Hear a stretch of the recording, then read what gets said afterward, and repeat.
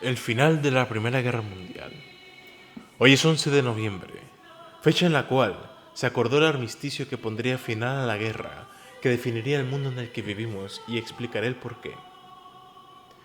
Sin duda alguna, esta no fue la Primera Guerra Mundial luchada a esa escala, ya que esa sería la Guerra de Sucesión Española de 1701.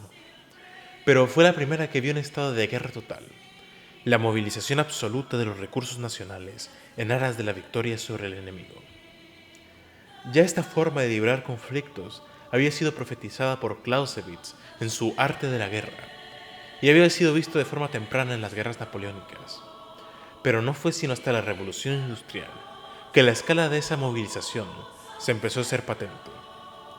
Podemos considerar la primera guerra industrializada de manera formal, a gran escala, que sería la Guerra Civil de los Estados Unidos, donde se usaron por primera vez armas de repetición a gran escala en batallas de estilo napoleónico. Esto quiere decir masas gigantescas de infantería moviéndose con lentitud en campo abierto, a la vista de la artillería y masas enemigos, lo que llevó a una enorme mortandad por heridas y la utilización masiva de telégrafos, ferrocarriles, barcos de vapor e incluso naves por completo de hierro en combate por primera vez. Este conflicto fue seguido de cerca por observadores militares europeos, quienes le dieron buen uso en las guerras que habrían de venir en su continente. El uso masivo de trenes fue una clave para el éxito prusiano en la Guerra de las 7 Semanas, donde vencieron un ejército austríaco superior en número de forma global, pero inferior en número cuando se encontraron en el campo de batalla. La Guerra Franco-Prusiana fue una repetición de este hecho. En ambos conflictos se sembraron las semillas de lo que habría de venir. No solo hablamos en el ámbito militar, sino en la mentalidad popular de la época y en las consecuencias político-culturales.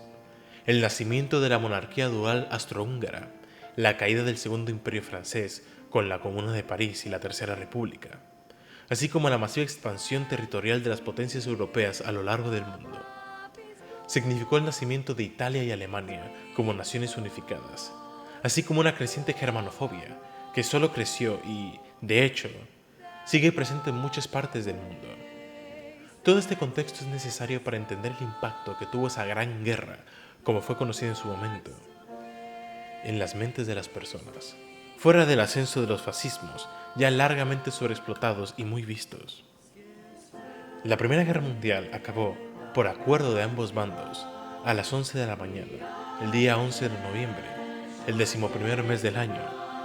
Esto condujo, desde luego, a que hubiera bajas absurdas como se pensaría hoy en día, pero encerraba una amenaza para la última gran nación en pie de guerra de las potencias centrales, Alemania. La Entente podía continuar la guerra si quería. Ahora vayamos al punto que nos trajo hasta aquí. ¿Cómo moldeó esta guerra el mundo en el que vivimos y por qué tuvo un impacto mayor que otras guerras del siglo XX?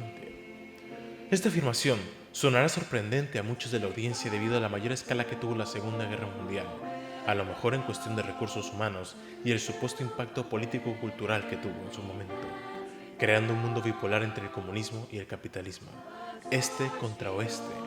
Sin embargo, y sin lugar a dudas también, el impacto de la Gran Guerra fue mucho mayor. Esta guerra fue la tumba de los imperios. El imperio alemán, el imperio austrohúngaro, el imperio otomano y el imperio ruso son tan solo unos ejemplos, que tenían siglos de historia. El final de la aristocracia, con un nuevo entendimiento de cómo hacer la guerra. El nacimiento de numerosas repúblicas y con ello, el auge del republicanismo sobre la monarquía. El paso del sistema de estándar de oro, es decir, de metales preciosos, a otros modelos económicos basados en mutua confianza, debido al agotamiento económico de dicho conflicto, a una verdadera industrialización a gran escala y a la reforma de la agricultura, también llamada la Revolución Verde. Y, al final, que la guerra anunció la muerte de los imperios coloniales francés y británico, debido a la enorme movilización de nativos para ese conflicto. En Europa se vio una reordenación territorial no vista desde las guerras napoleónicas, desde hacía un siglo. La muerte de la monarquía Habsburgo, presente en la vida política desde al menos 1279, marcó el nacimiento de Checoslovaquia y Hungría como naciones nuevas, así como el engrandecimiento territorial de Rumania, Polonia y Serbia. Esta última creando Yugoslavia de sus masivas ganancias territoriales. La caída en gracia de Bulgaria en el Concierto de Naciones también engrandeció a Rumania, que, sin duda alguna, fue la gran ganadora de esa zona del mundo, Serbia y Grecia, reduciendo su territorio en gran medida, no tanto por la extensión, sino por el acceso a los recursos y la limitación en armamento, que sería el último combatiente en tenerla, que tuvo para su ejército. La caída del Imperio Alemán permitió la consolidación de Polonia, la vuelta de Alsacia y Lorena a Francia, la expansión a Bélgica en Europa, la única en su historia de hecho, e incluso la vuelta de Schleswig a Dinamarca, que no luchó en esa guerra. La destrucción del Imperio Otomano tuvo los resultados más espectaculares de todos, con Kemal Atatürk surgiendo como líder de Turquía y revirtiendo de forma exitosa muchas de las pérdidas territoriales del imperio. Pero también marcaría el inicio del derramamiento de sangre en Oriente Medio, con el reparto entre Francia y Gran Bretaña de la zona. La traumática transformación de Rusia la llevaría a ser uno de los focos de conflicto del siglo XX, incluso con sus pérdidas territoriales. En pocas palabras, la profunda transformación crearía el mundo que definió el siglo XX. Y no solamente eso, también trajo sobre la mesa el pacifismo como una corriente de importancia que ha ido permeando la sociedad en la que vivimos, con su gran rebrote de 1960, con el movimiento hippie. Las consecuencias del conflicto son, de hecho, demasiadas como para ser abarcadas en esta reflexión del templo de Hermópolis, pero queríamos alzar la voz en esta fecha de recuerdo. Es un momento en el que debemos recordar a los caídos de esta guerra y de todas las demás, a las personas que vivieron, trabajaron, lucharon y murieron en las fábricas, los mares y los campos de batalla, quienes dieron su vida por ideales superiores y quienes se esforzaron por tratar de crear un mundo mejor para sus descendientes.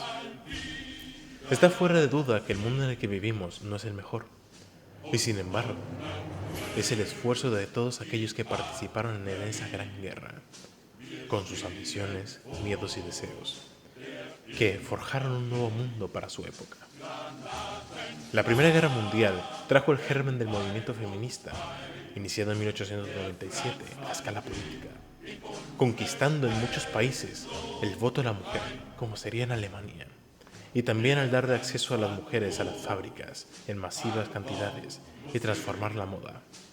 Liberalizó aspectos de la sociedad, que se agotó hasta el extremo por la sangre derramada. Empezó las luchas por el reconocimiento de diversas etnias, como los negros o los asiáticos en general, en diversas partes del mundo, que desembocarían las independencias en África y Asia, así como la expansión de los derechos civiles en muchos países en los años 1960. Transformó la moda, sembrando las semillas del movimiento minimalista con el cubismo, el futurismo y el art deco. Trajo diversos géneros musicales a la escena, como el jazz, el blues y el soul, que evolucionaron hasta impactar el medio social como nunca antes. En fin, este ha sido Diehuti al habla, y más que despedirme de ustedes, y despedirme cordialmente como se merecen, quisiera invitarlos a reflexionar e investigar sobre este conflicto, ya que de pronto les traeremos valiosas herramientas de cómo emplearlo para sus historias. Sin nada más que añadir, el templo les desea un solemne fin de semana y un recuerdo a todos aquellos que vivieron esa época.